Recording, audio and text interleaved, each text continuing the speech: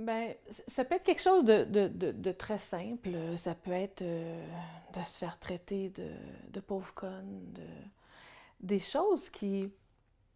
Tu sais, quand on se fait dire par quelqu'un... parce que moi, je me suis fait dire ça pendant des années. Ça prend pas un diplôme secondaire pour comprendre ça. Ce qu'il faut comprendre, c'est que mon, mon ex-conjoint avait pas terminé ses études secondaires alors que moi, je détiens un baccalauréat. Donc, j'ai fait des études universitaires. Et c'était une façon pour lui de me dire, c'est pas parce que tu es allé à l'université que tu es nécessairement plus intelligente que moi.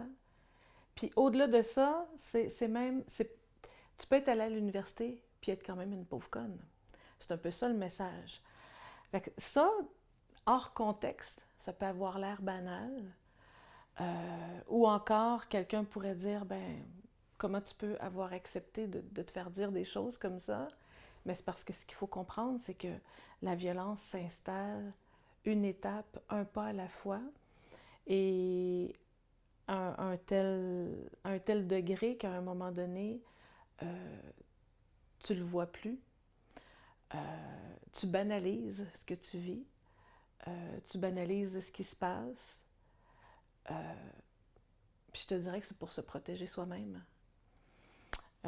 Quand j'étais en thérapie, après avoir mis fin à ce cycle-là, euh, j'avais déjà dit, heureusement, que le fil conducteur entre ma tête et mon cœur était coupé.